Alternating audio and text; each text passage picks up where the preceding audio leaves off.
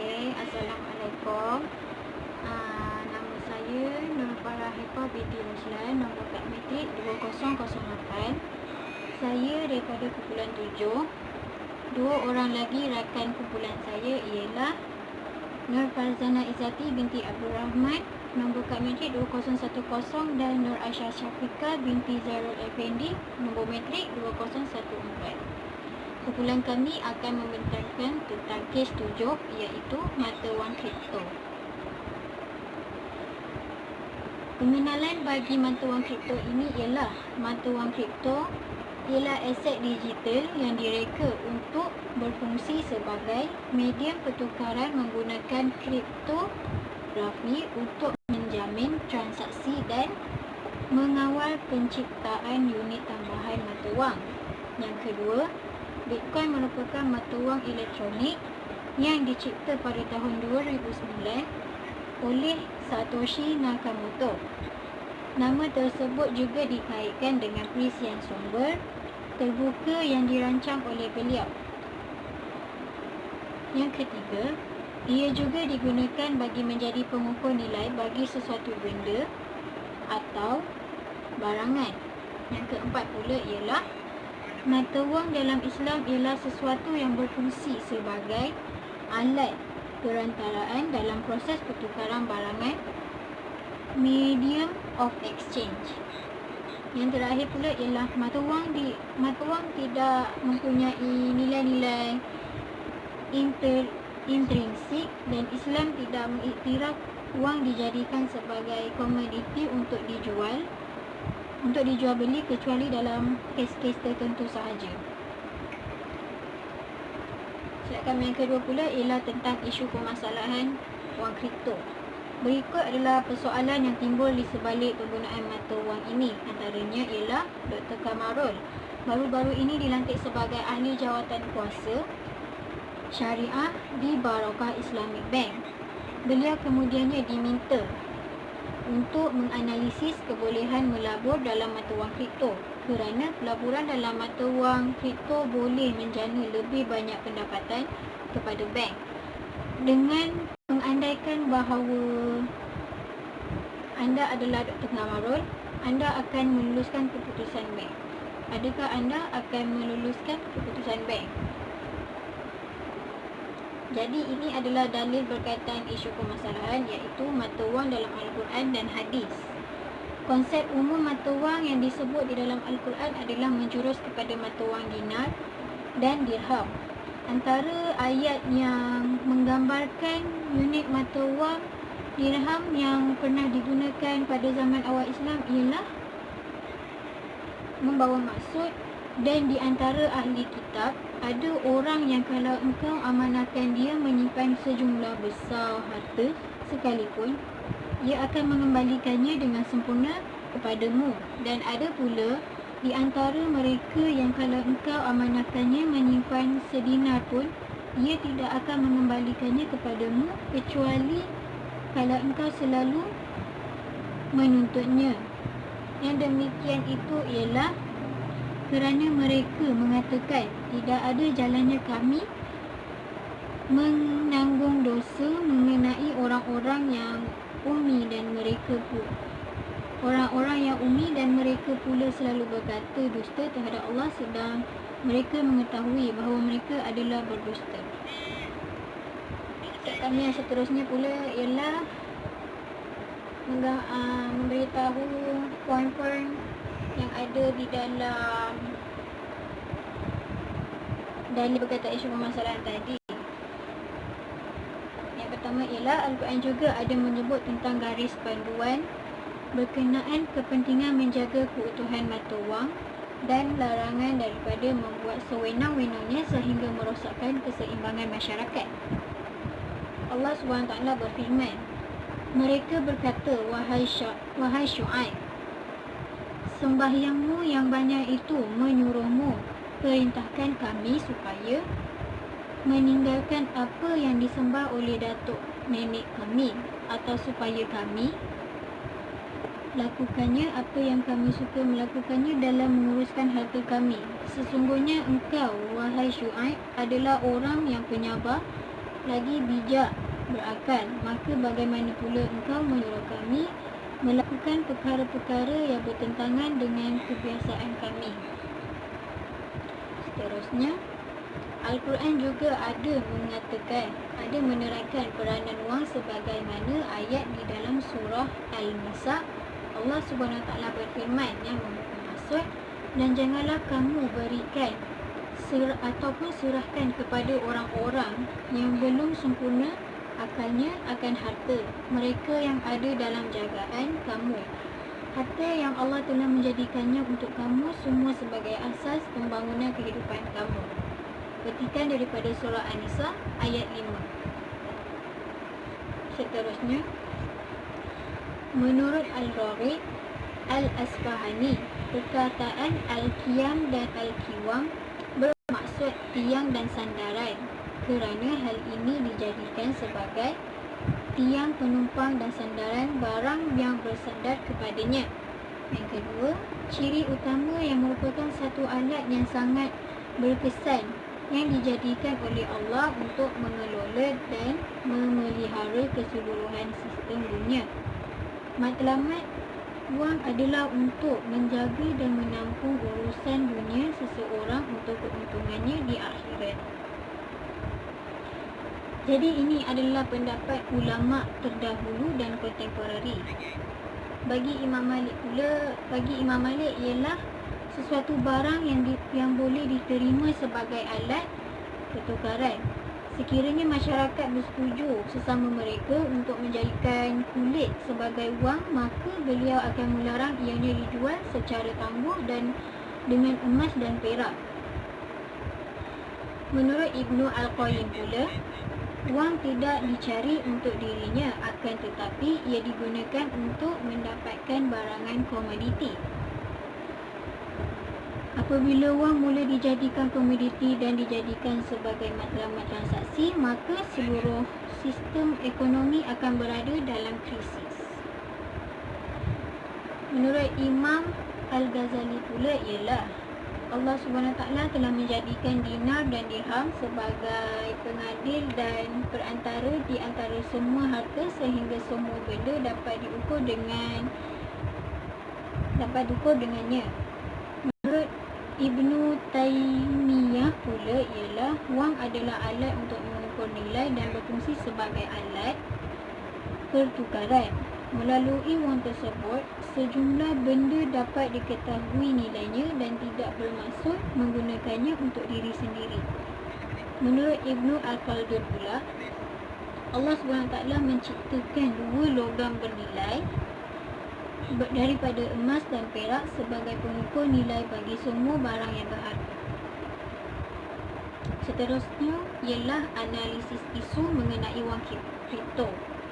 Bagi ulama yang mengharuskan ia merupakan mata wang yang menepati ciri-ciri mata wang dan tiada sebarang elemen gharar dan jahalah yang boleh merosakkan transaksi mata wang ini. Bagi ulama yang mengharamkan pula, kewujudan mata wang ini boleh menggugat kestabilan mata wang sesebuah negara di samping ketiadaan pengawasan dan pengawalan oleh pihak berautoriti. Jadi ini ialah kebaikan maslahah pada mata wang.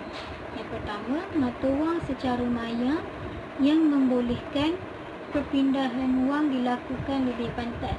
Yang kedua pula, dapat memberikan tahap keselamatan yang tinggi kepada pengguna berbanding menggunakan wang fizikal. Yang ketiga pula ialah mempunyai kadar nilai yang tinggi. Jadi ini ialah keburukan mafsadah pada mata wang. Yang pertama, tidak mempunyai sandaran nilai yang stabil dan tetap. Yang kedua pula, terdapat unsur-unsur gharar dalam transaksi Bitcoin. Yang ketiga, mata wang yang tidak diawasi oleh ini adalah dalil berkaitan isu permasalahan, iaitu mata wang dalam Al-Quran dan hadis. Konsep umum mata wang yang disebut di dalam Al-Quran adalah menjurus kepada mata wang dinar dan dirham. Antara ayat yang menggambarkan unit mata wang dirham yang pernah digunakan pada zaman awal Islam ialah membawa maksud, dan di antara ahli kitab ada orang yang kalau engkau amanahkan dia menyimpan sejumlah besar harta sekalipun, ia akan mengembalikannya dengan sempurna kepadamu. Dan ada pula di antara mereka yang kalau engkau amanahkannya menyimpan sedinar pun, ia tidak akan mengembalikannya kepadamu kecuali kalau engkau selalu menuntutnya. Yang demikian itu ialah kerana mereka mengatakan tidak ada jalannya kami menanggung dosa mengenai orang-orang yang ummi dan mereka pula.